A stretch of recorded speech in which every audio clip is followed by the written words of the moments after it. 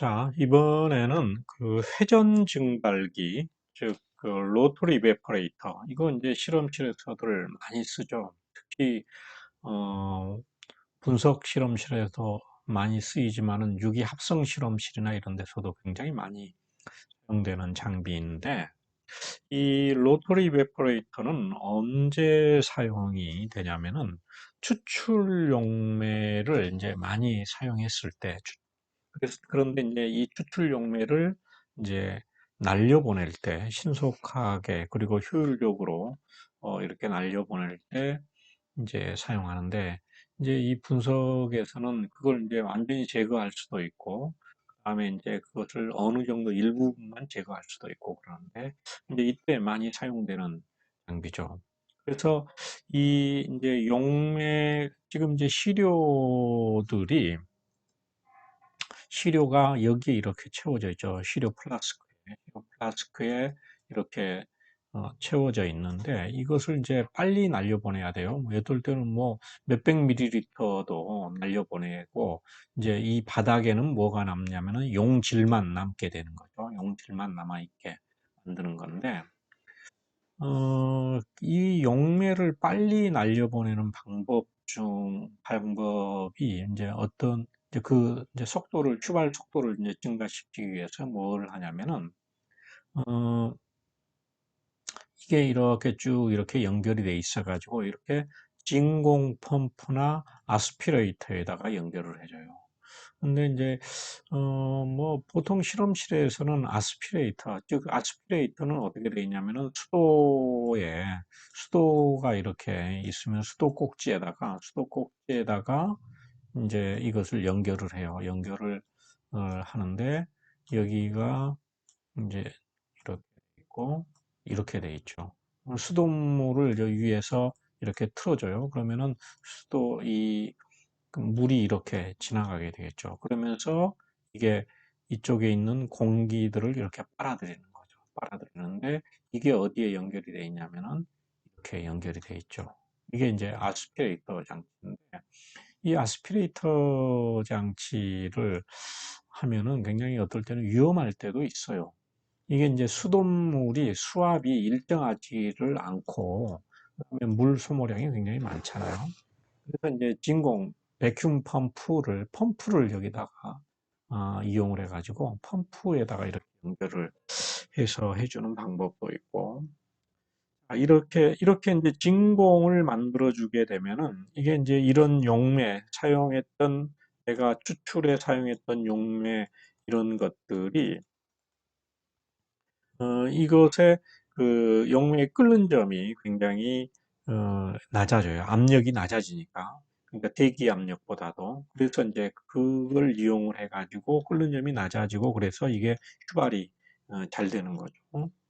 그리고 또 이것을 빨리 그 휘발되는 속도를 증가시켜주는 방법 중에 하나가, 여기 이제 모터가 달려 있어가지고 이 시료 플라스크, 이건 이제 이때 사용되는 이런 시료 플라스크 종류도 여러 가지가 있는데, 이거는 이제 부피 플라스크잖아요. 이게 바닥이 이렇게 평평하게 되어 있게 세울 수 있죠. 그런데 라운드 버튼 플라스크를 써요. 이렇게 둥그런 것을 어,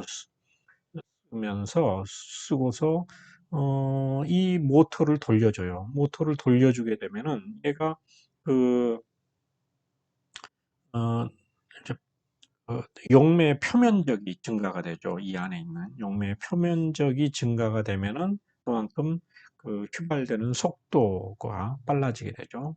또 이 휘발되는 속도를 높여주는 방법 중에 하나가, 이것을 이제 수조에다가 가열된 물 증기탕이 해주죠. 그러니까 여기 온도를 조정을 해줘요. 그래가지고 여기 온도를 가열을 해주게 되면은 이 용매의 온도가 높아지면서 이게 휴발이 더 빨리 일어난다는 거죠. 이런 방식으로 해주는데,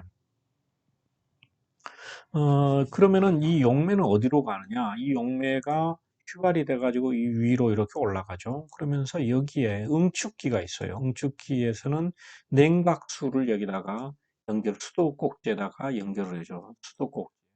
수도 꼭지에다가 이걸 연결을 해줘가지고 이제 수돗물이 여기에 이게 안 돼 있네. 또 수도꼭지 연결을 해가지고 수돗물이 이렇게 들어가게 해요. 차가운 수돗물이 계속해서 들어가게 만들어 줍니다. 근데 이걸 해줄 때 이게 항상 이렇게 경사가 돼 있거든요. 이 몸체가. 그런데 어, 그 이게 좀 잘못되어 있나? 어, 이게 이제 나오는 방향이 있어요. 이게 나오는 방향이, 이게 연결이, 이 안에 관이 이렇게 나선형으로 돼 있는데, 이게 나오는 관이 있는데, 이 나오는 관은, 어, 버려지게 되죠. 싱크대로에서 버려지게 되죠. 버려지게 되는데, 이 수돗물을 이 위쪽에다가 이렇게 연결을 해주는 경우가 있어요. 그리고서 이렇게 나오게 하면은 이게 완전히 채워지지가 않습니다. 무슨 얘기인지 알겠죠? 물이 이렇게 밑에서부터 이렇게 쭉 채워지지 위에서부터 하면은 이게 물이 여기 관 속에 다 채워지지 않으니까 그만큼 효율적이지를 못해요. 그러니까 밑에다가 연결을 해줘서 이렇게 올라가면은 채워지는 거죠. 그렇게 해주면은 이게 차가우니까 원하네요. 차가우니까 지금 여기서 증발이 돼가지고 이렇게 여기를 통과할 텐데 여기 위로 이렇게 올라가면서 이게 냉각수가 돌고 있으니까 이게 휴발이 됐던 이 용매들이 여기서 응축이 일어납니다. 응축이 일어나가지고 얘가 여기에 묻게 돼요. 여기에 응축이 이제 다시 액체가 되는 거죠. 액체가 돼가지고 얘가 어디로 떨어지게 되냐면 이쪽으로 용매 수거 플라스크로 여기로 이렇게 채워지게 됩니다. 그래서 용매가 밖으로 나가지 않고 실험실 내로 이제 조금씩은 새요. 그래서 이 회전 로터리 이베포레이터를 이렇게 날리는 그 실험실에 들어가면 냄새들이 많이 나는데 이 냄새들이에요. 그래서 이 용매가 여기에 이렇게 수거가 되면은 여기가 채워지게 되면은 이걸 다른 데다가 이제 버리고 어떨 때는 이걸 재사용하기도 하고 뭐 그러는데 재사용은 거의 안 합니다.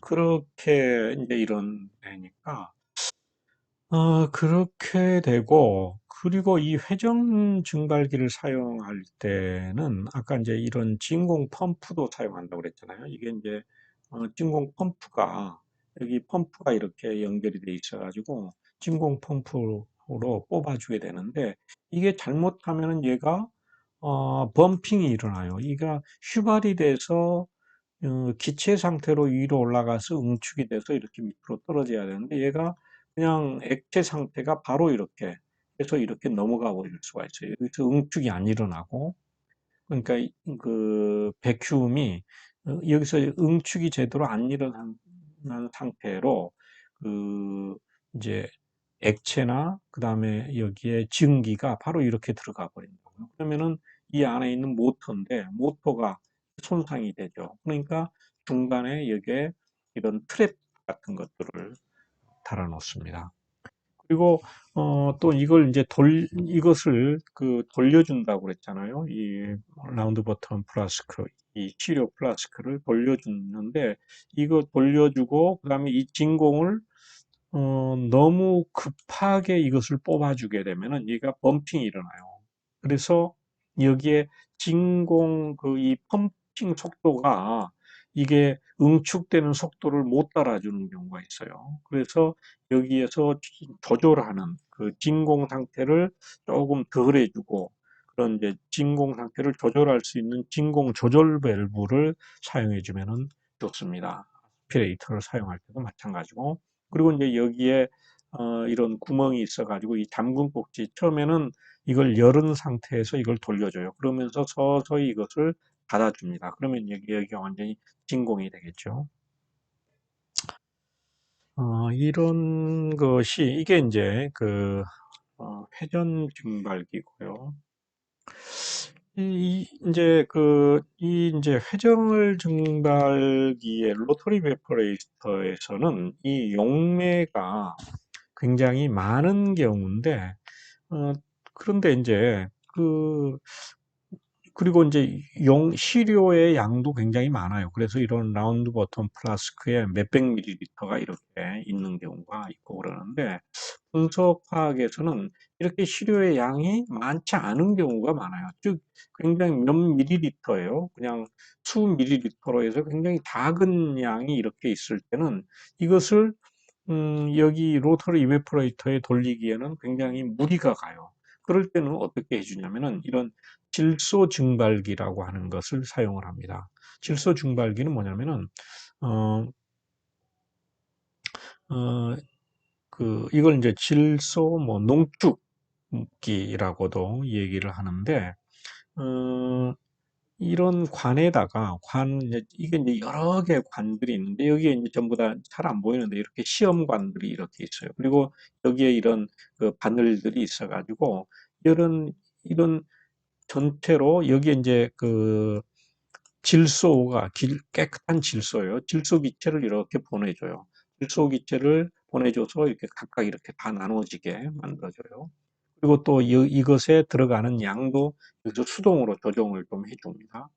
그래서 질소 기체가 이 시험관 속으로 이렇게 들어가게 만들어줘요. 그렇게 되면은 이 비활성인 이 질소 기체가 내가 치료, 그러니까 용매, 날려보내고자 하는 그 용매 표면 위를 이렇게 때려주게 돼요. 표면 위를 이렇게 때려주게 되면은, 그러니까 치료에다 담그지는 않습니다. 즉 뭐냐면 여기에 이런 바늘들이 있는데, 이런 지금 이렇게 해줘가지고 질소기체가 이렇게 나올 수 있는, 질소기체가 이렇게 나올 수 있는 바늘이 이렇게 있어요. 그러면은 치료가 이렇게 있으면 치료를 이렇게, 치료가 여기에 있으면은 이 위에서 또는 이 벽면에서 이렇게 해줘야 되지, 벽면에서 이렇게 불어 넣어주게 되면은 얘가 회오리를 일으켜가지고 이제 얘가 날아가게 되는데, 이걸 담궈 버리면 안 됩니다. 여기에 담그면은 안 돼요. 이렇게 해서 해주는 건데, 이런 장비도 꽤 비쌉니다. 한 3천만 원씩 하고 그러더라고요. 우리 이제 분석 실험실에도 있는데, 이게 이제 여러 개를 한꺼번에 동시에 날려보낼 수가 있는데, 이제 이런 게 없을 때는 그냥, 질소 이런 통이 있잖아요. 질소 통에다가 이런 튜브 연결을 해줘가지고, 그 다음에 여기다가 굉장히 가는 이런 그 관을 연결을 해줘. 이런 바늘관을. 그리고서 이제 이 끝으로 나오게 가 그렇게 해가지고 날려보내는, 그렇게 수작업으로 하는 그런 이제 질소 증발 방식도 있습니다. 어,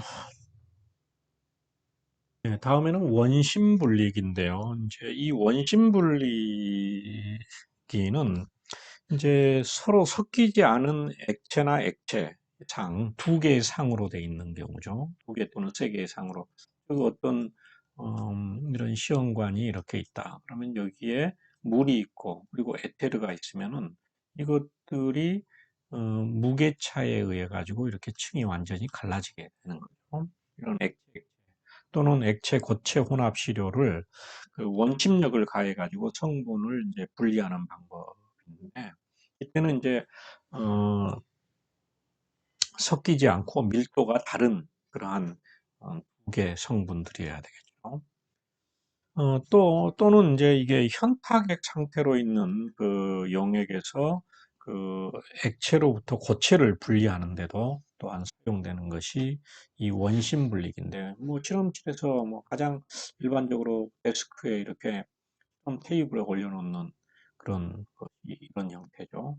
그러면서 이제 어떤 그 원심 분리기는 굉장히 고속으로 돌리는 초고속으로 돌리는 것도 있고, 그리고 이 안에 온도를 낮춰주는 그런 것도 있습니다.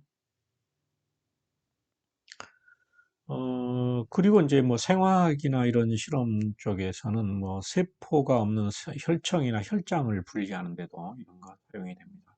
여러분들 그 혈액 채취를 하면은 혈액 분석을 그 피검사 한다고 그러죠. 피 검사할 때 혈액 채취를 하고서 이 원심 분리기에다가 이렇게 돌려놓는 경우도 있을 겁니다. 굉장히 작은 그 원심 분리기일 때.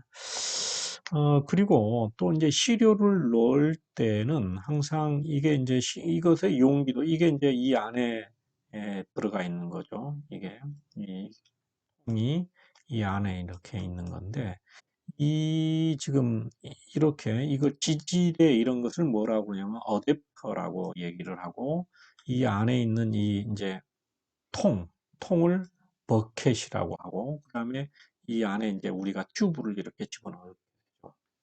그런데 이제 이때 항상 우리가 조심해야 될 게 항상 이걸 중심으로 해가지고 예를 들어 이게 대칭을 이렇게 유지를 해줘야 된다.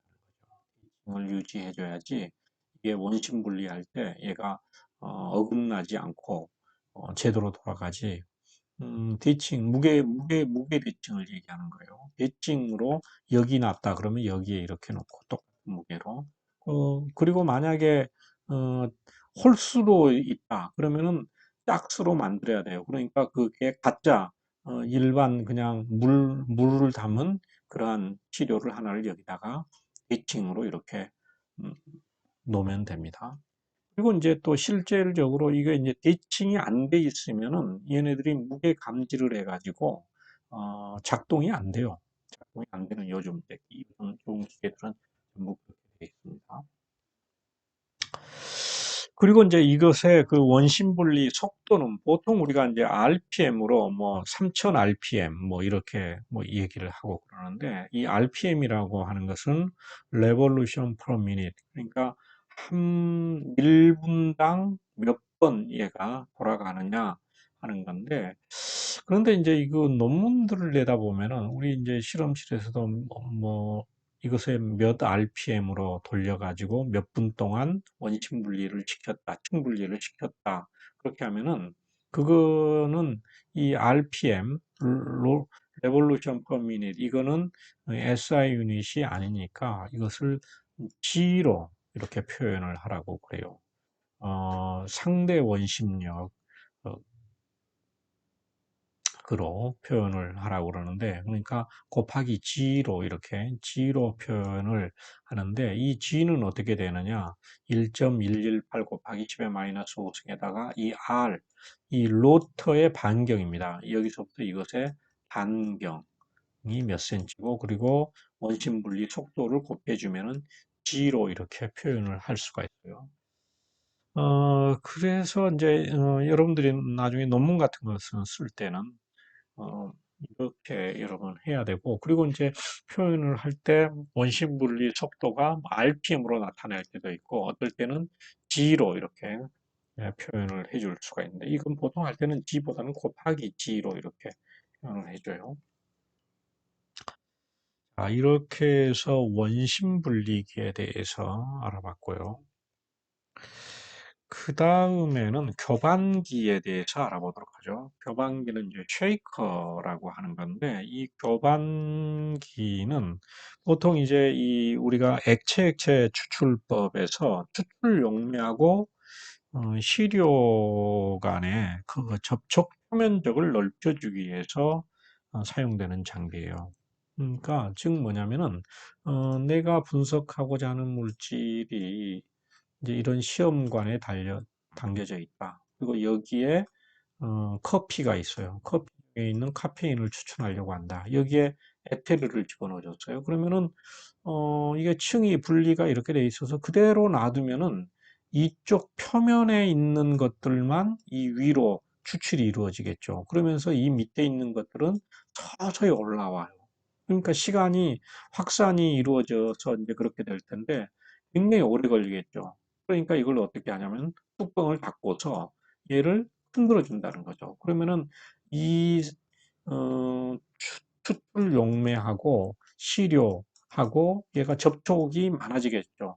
접촉이 많아지면서 접촉 표면적이 넓어진다는 거죠. 그러면서 내가 분석하고자 하는 물질이 이 위로 이렇게 추출이 이루어져요. 이럴 때 사용되는 것이 교반기입니다. 이 교반기도 이제 보면은 속도가 있고 그러는데 여기에 보면은 이제 두 가지가 있어요. 수직 교반기하고 수평 및 궤도 교반기가 이렇게 B가 있는데 이거는 그 수직으로 얘를 이제 세퍼레이트 패널이 있는데 이 경우도 이제 양이 많은 경우인데 특히 이제 뭐 유기 합성 실험실이나 또 천연물 화학, 천연물 그런 데서는 이거 많이 쓰는데 이게 세퍼레이트 퍼널을 거꾸로 이렇게 세워놨죠. 이걸 왜 그러냐면은 여기 이제 뚜껑을 이렇게 닫은 것 닫았고 여기에 밸브가 있죠. 밸브를 완전히 닫았죠. 닫은 다음에 이것을 여기다가 이렇게 이건 밑으로 하고 이건 위로 해서 고정을 시켜요. 그리고서 얘를 위아래로 움직이게 만들어줘요. 이게 이제 수직 교방인데 그러다 보면은 여기에서 어, 증기가 발생하죠. 증기가 발생하니까 가끔씩 여기 있는 밸브를 열어주죠. 열어주면은 얘가 퉁 하고서 증기가 발산이 이 위로 나가게 되죠. 그런 작업을 위해서 이렇게 만들어준 겁니다. 거꾸로 세우는 거며.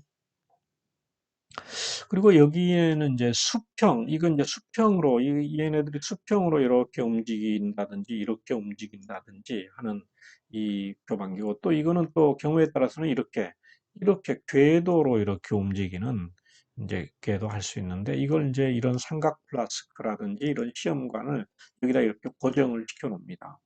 고정을 이제 스프링 같이 돼 있는데 고정을 시켜준 다음에 이것을 몇 분간 얼마 톡도로 이것을 교반을 시켜준다 하는 거예요. 이제 이게 이제 궤도 교반이에요.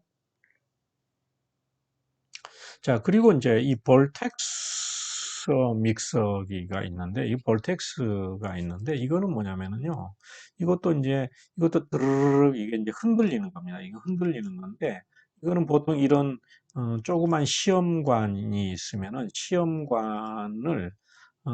시험관에 있는, 이제, 이것도 마찬가지로 여기에 뭐, 커피, 이제 가 있다. 그럼 여기 에테르를 넣어줬다. 굉장히 작은 것들을 이런 데다가 하지 않고 여기에서 간단하게 해줄 때 하는 거예요. 그리고 장시간 하지 않고 이것들은 보통 한 10분, 20분씩 해주는데 이거는 뭐 한 2분 정도 할 때 많이 씁니다. 장시간 하지 않고 이거는 이제 내가 손으로 이걸 잡고 여기다가 대줘요. 여기다가 딱 눌러줘요. 눌러주면은 얘가 감지를 해가지고 얘가 드르륵 흔들리게 돼요. 그래서 여기서 이제 속도를 조정을 해주죠. 이것을 이제 볼텍스 믹서 또는 볼텍서라고 얘기를 하는데 이거는 이제 적은 양의 액체 시료를 바이알이라든지 이런 조그만 바이알들 있죠. 이런 조그만 바이알에 섞여져 있는 것들, 뭐 생화학 실험 쪽에서도 많이 쓰이고 그러는데 이런 것들을 시험관에 넣은 후에 액체를 혼합하거나 또는 고체 시료를 용해시킬 때 많이 사용하는데 보통 이제 이거는 한 번 이제 이 내가 사용할 때는 이제 손으로 이걸 잡고 있어야 돼요. 그러니까 한 번에 몇 초에서 뭐 1, 2분 이내 정도만 사용을 합니다.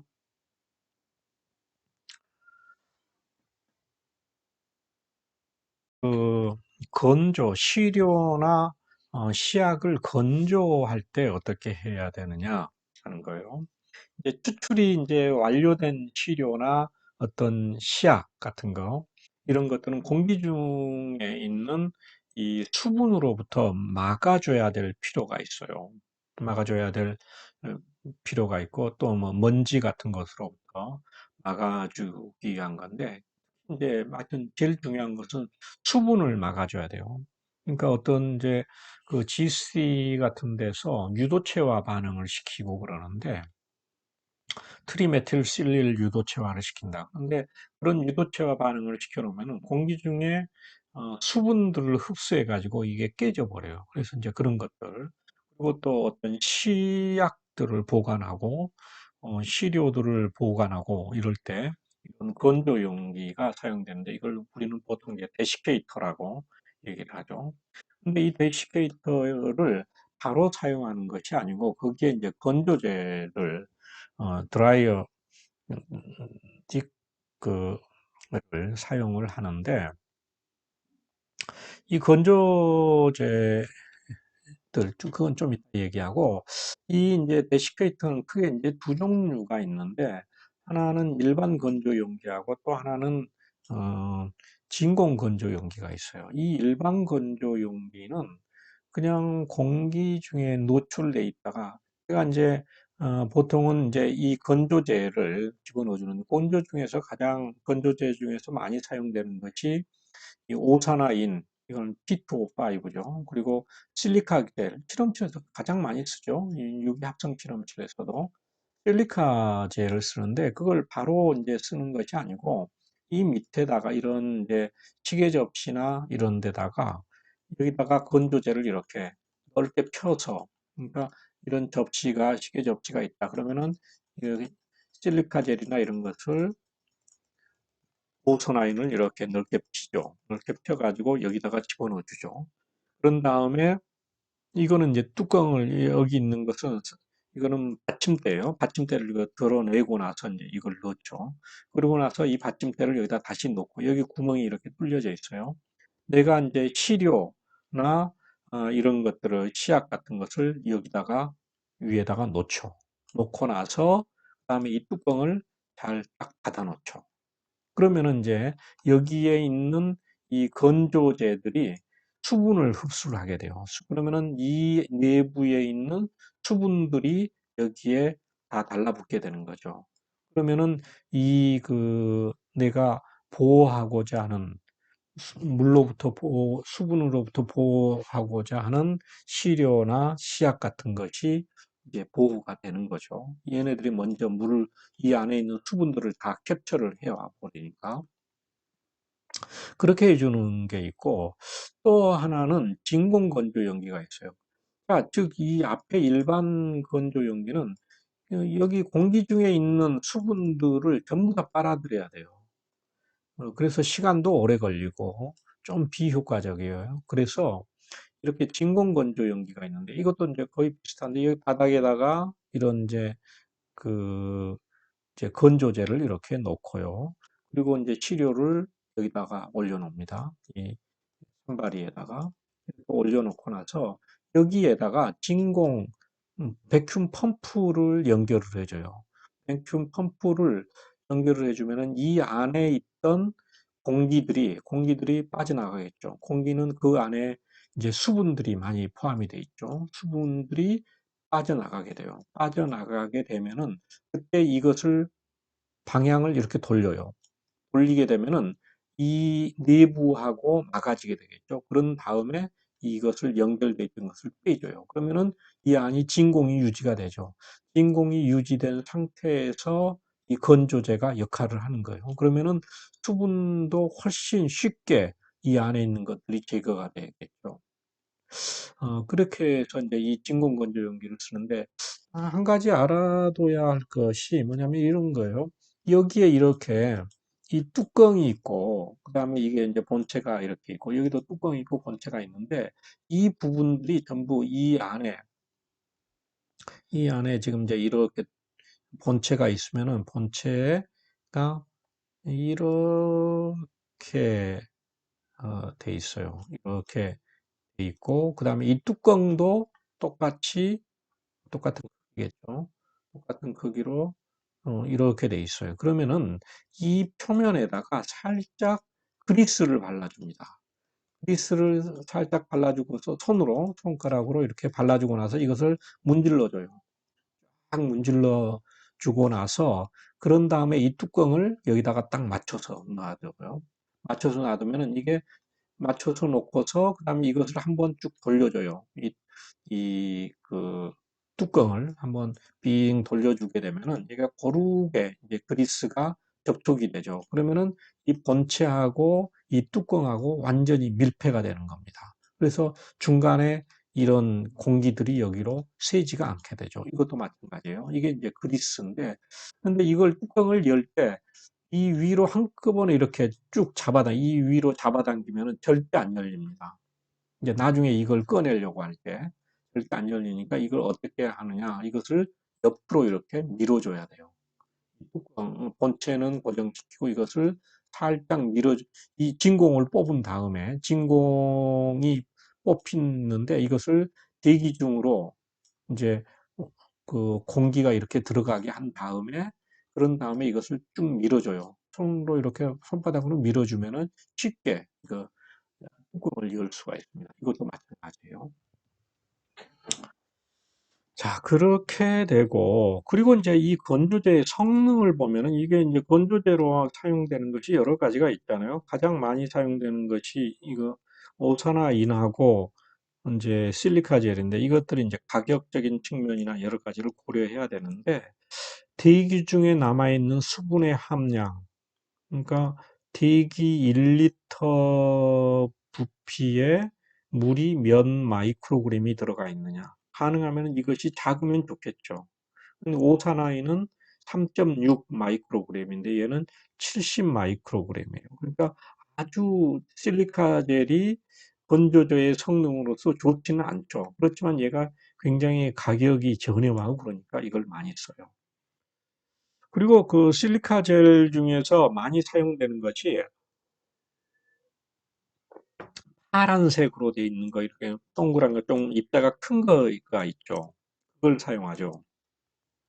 그러면서 그걸 여 바닥에다가 이렇게 넣어주는데, 넣어주는데, 이게 이제 이 공기 중에 수분이 이게 흡수가 되면은 이게, 수분이 흡수가 되면은 이게, 파랬던 것이 이렇게 좀 허옇게 변하죠. 그럼 수분이 들어갔다는 거예요. 그러면은 이걸 재사용하려면은 이걸 드라이 오븐에다가 집어넣어줘요. 드라이 오븐에다가 이걸 집어넣어주게 되면은 이게 수분이 날아가게 되면은 이게 다시 파래집니다. 그래서 재사용도 가능합니다.